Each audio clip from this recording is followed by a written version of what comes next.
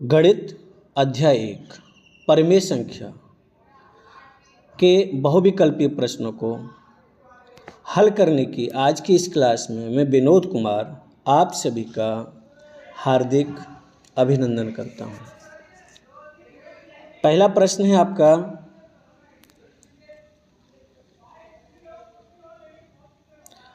प्रश्न है यदि x और y विषम पूर्णांक हैं तो निम्नलिखित में से कौन सा सम पूर्णांक है। कौन सा सम। बच्चों इसको हम दो विषम पूर्णांक मानकर हल करते हैं। मान लीजिए x को हमने 1 माना है और y को 3 माना है। पहले विकल्प से चेक करते हैं 1 धन 3 ऋण 1, तो ये हुआ 3 विषम पूर्णांक हुआ। दूसरा विकल्प करते हैं 1 गुणा 3 ऋण 1, तो ये हुआ 3 - 1 = 2। दो सम पूर्णांक है। आप इसको 3 और 5 मानकर भी कर सकते हैं। आपका विकल्प भी सही है। दूसरा प्रश्न देखते हैं।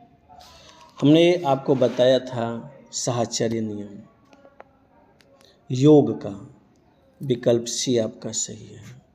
पूर्णांकों के लिए बताया था, प्राकृतिक संख्याओं के लिए बताया था, परिमेय संख्याओं के लिए, तीनों के लिए अलग अलग समझाया था। प्रश्न 3 ये कह रहा है कि कौन सा भिन्न 0.08 बार को निरूपित करता है। हल करते हैं।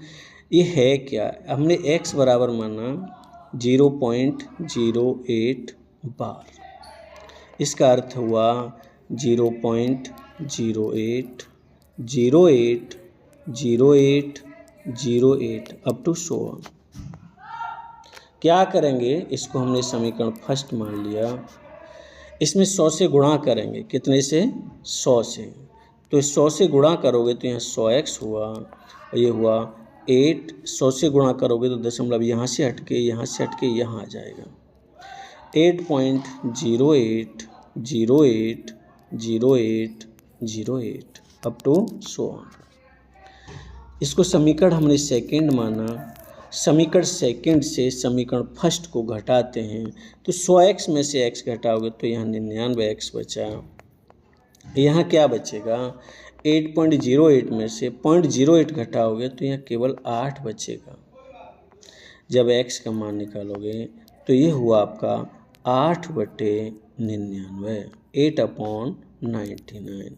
कौन सा विकल्प सही है? सी विकल्प आपका सही है। चौथा प्रश्न देखते हैं। ये कह रहा है दो संख्याओं का योगफल 12 है, गुणनफल 35 है, तो उनके व्युत्क्रमों का योगफल ज्ञात करिए। मान लीजिए संख्या a और b है। a और b है। इनका व्युत्क्रम क्या होगा बच्चों? व्युत्क्रम होगा इनका 1/a, 1/b। इनका योगफल निकालते हैं तो 1/a प्लस 1/b। जब लासा पर लोगे तो a भी आएगा, तो ये हो जाएगा a से एक बार भाग जाएगा b, प्लस b का भाग देंगे b, a बार जाएगा a। अब बच्चों हमको योगफल कितना दे रखा है? a + b = 12 दे रखा है। कहाँ है? ये रहा। और नीचे a b यानी गुणनफल कितना दे रखा है? 35 दे रखा है। 35 हो गया। आंसर कितना हुआ? 12/35। हम इसको सीधा भी हल कर सकते हैं। सूत्र भी है, संख्याओं का योगफल बटे संख्याओं का गुणनफल। इतना हल करने की ज़रूरत नहीं है। पहला सवाल है समझाया, संख्याओं का योगफल बटे संख्याओं का गुणनफल। ठीक। 5वां प्रश्न है कि संख्या दे रखी है आपको, इसमें 7 का स्थानीय मान। 7 का स्थानीय मान क्या होगा? ये रहा 7। इसके आगे कितने अंक हैं? 1 2 3 4, तो यहाँ 4 0 आ जाएंगे। 1 2 3 4। और जातीय मान हमेशा 7 ही रहता है, इसका जब अंतर निकालोगे तो माइनस कर दिया, 10 में से 7 गया, 3 बचा, 9 रह गया, यहाँ भी 9 रह गया, यहाँ भी 9 रह गया और यहाँ 6 रह गया। कौन सा विकल्प सही है बच्चों? आपका विकल्प सी सही है।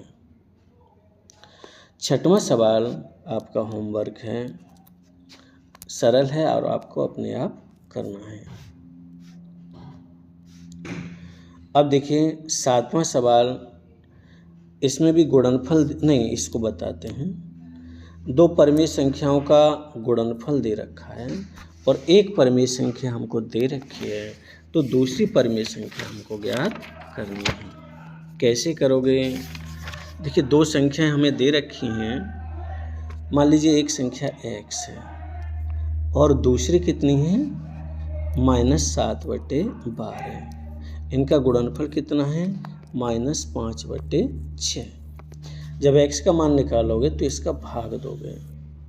भाग देने का अर्थ है व्युत्क्रम करके गुणा कर दो। क्या करना है बच्चों? x बराबर हुआ आपका -5/6, भाग की जगह पर हम व्युत्क्रम करके गुणा करेंगे, -12/7। ठीक है, इस माइनस से माइनस कैंसिल हुआ। 6 से 12 काटोगे 2 बार, 2 का गुणा 5 में करोगे 10 हुआ, 10/7 आपका आंसर हुआ। विकल्प कौन सा सही है? विकल्प बी सही है।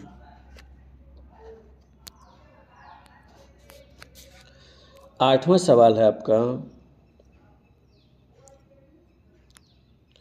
1/3 और 1/2 के ठीक बीच की परिमेय संख्या ज्ञात करिए। अगर मध्य की परिमेय संख्या ज्ञात करनी होती है तो हम दोनों को जोड़कर 2 का भाग देते हैं, यानी 1/3 धन 1/2 और इसमें 2 का भाग दे देंगे। बच्चों 3 और 2 का एलसीएम 6 हुआ, 3 का भाग 6 में 2 बार, धन 2 का भाग 6 में 3 बार और ये बटे 6 इसका यहाँ गुणा हो जाएगा। तो बेटा कितना हुआ? 2 और 3 5/12। आंसर कौन सा सही है? बी। 9वां सवाल करते हैं, 15 -8 धन 27 भागे 2 गुणा 8 -7। सबसे पहले हम इस पार्ट को हल करेंगे। 2 का गुणा 8 में करो, 16 हुआ, 16 में से 7 घटाओ, कितना बचेगा? 9। तो ये हुआ 15 माइनस मझला कोष्टक 8 धन 27 भागित 9। अब बेटा 9 का भाग 27 में देंगे, कितनी बार जाएगा? कितनी बार जाएगा? 3 बार। तो ये हुआ 15 माइनस 8 धन 3। 8 और 3 कितना हुआ? 11 हुआ। 15 में से 11 घटाओगे तो कितना बचेगा? 4 बचेगा। कितना बचेगा? 4। विकल्प सी सही है। आप सोच रहे होंगे पहले हमने इसको क्यों किया। सबसे पहले हम भाग करते हैं। भाग के लिए इस छोटे कोष्टक को सबसे पहले ब्रेक करेंगे, तब वो संख्या निकल के आएगी जिस संख्या से हमको 27 में भाग देना है। अब इस ब्रैकेट के अंदर सबसे पहले हम गुणा करेंगे क्योंकि अंदर भाग नहीं है। ठीक, आगे बढ़ते हैं। देखिए 10वां प्रश्न है, सिंपल प्रश्न है, कौन इसमें बड़ा होगा? -15 बड़ा है कि -3? -15 जीरो से अधिक दूर है, -3 कम दूर है, तो -3 बड़ा हुआ, लेकिन ये उल्टा कह रहा है, ये विकल्प सही नहीं है। इसमें देखते हैं -17 और -21 में ये कह रहा है कि -21 बड़ा है, -21 छोटा होगा, क्योंकि जीरो से ऋणात्मक संख्या जितनी दूर होती है वो संख्या उतनी ही छोटी होती है। इसमें कह रहा है -16 इज ग्रेटर देन -1, ये भी गलत है, ये सही है। -18 छोटा होगा -4 से। जब ऋणात्मक में चलते हैं तो उल्टा होता है, जैसे इधर जाओगे जीरो से जितना दूर जाओगे संख्या उतनी छोटी होती जाएगी। 11वां सवाल आपको अपने आप करना है। 12वां सवाल हम करते हैं। 12वां सवाल कह रहा है आपसे कि इसके अभाज्य गुणनखंड ज्ञात करिए। 17, इसमें देखिए 17 की घात 5 है गुणा 15 को लिखेंगे हम 3 गुणा 5, क्या लिखेंगे 3 गुणा 5 की घात 24, और 8 को लिखेंगे 2 गुणा 2 गुणा 2, और इसकी पावर कितना हुआ 20। ठीक है, हमें अभाज्य गुणनखंड ज्ञात करने हैं, तो इनको टोटल कर लेते हैं 5 धन। इसका अर्थ ये हुआ 3 की घात 24 गुणा 5 की घात 24, तो ये हो जाएगा 24 धन 24 धन। इसका अर्थ हुआ इस 2 की घात 20, इस 2 की पावर 20, इस 2 की पावर 20, तो ये हो जाएगा 20 प्लस 20 प्लस 20। ठीक है, ये अभाज्य संख्या है, ये 3 अभाज्य, 3 गुणा 5 को हमने लिखा 3 की घात 24 गुणा 5 की घात 24, तो ये 24 प्लस 24 हुआ। इसको 2 की पावर 20, 2 की पावर 20, 2 की पावर 20, तो ये हो गया। जब इन सभी का हम प्लस करेंगे, 5 4 9 4 13 के 3 हासिल 1, 3 2 5 2 7 2 9 और 2 11, 113 हुआ बच्चों। विकल्प आपका डी सही है। 2021 में पूछा हुआ प्रश्न है ये। 13वां सवाल, ये संख्या कैसी हो गई? देखिए, √5 अपरिमेय है, और अपरिमेय संख्या में जब हम किसी अन्य संख्या का प्लस करते हैं या माइनस करते हैं तो अपरिमेय ही रहती है। विकल्प सी आपका सही है। 14वां प्रश्न है कि इनमें बड़ा कौन है? हमें इसमें एक अनुमान लगाएंगे, इनका प्रॉपर मान निकालना थोड़ा सा टिपिकल है।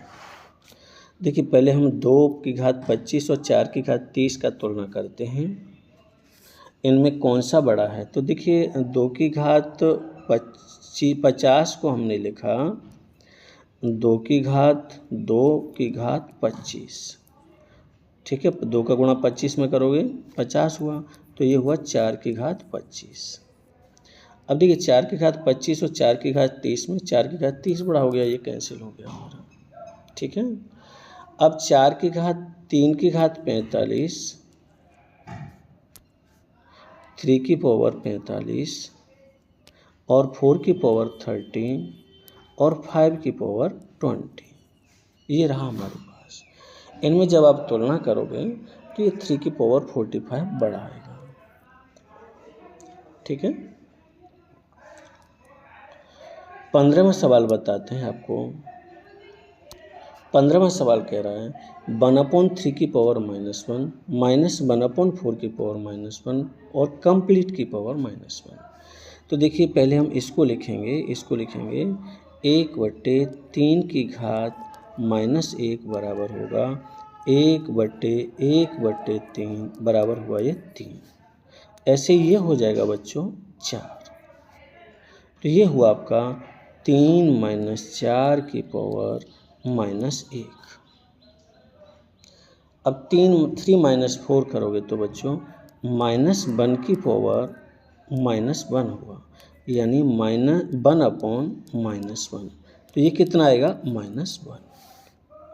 विकल्प आपका सी सही है। 16वां सवाल है, 2 संख्याओं का योगफल और गुणनफल दे रखा है, आपको ये होमवर्क में करना है।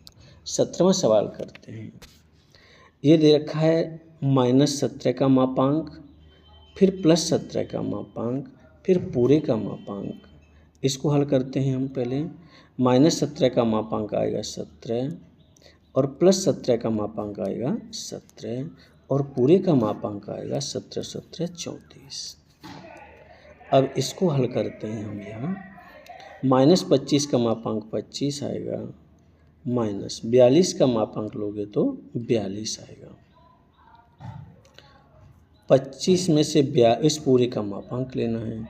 25 में से 42 घटाओगे तो -17 का मापांक आएगा और इसका मान आएगा 17। ठीक है, अब हमें इसमें भाग देना है इससे, यानी हमारी जो वैल्यू आई 34/17 आई। 17 का भाग 34 में बच्चों कितनी बार? 2 बार। विकल्प आपका बी सही है। 18वां प्रश्न आपसे कह रहा है कि -2/3 का योगात्मक में हम क्या करते हैं, केवल चिन्ह पलट देते हैं, तो ये हो जाएगा 2/3। और गुणात्मक प्रतिलोम में क्या करते हैं, उसको उल्टा कर देते हैं, तो ये हो जाएगा -3/2। योगात्मक प्रतिलोम निकालना हो तो केवल चिन्ह पलटते हैं, और गुणात्मक प्रतिलोम निकालना हो तो संख्या को पलट देते हैं या 1/, कर देते हैं। विकल्प आपका कौन सा सही है, 2/C सही है।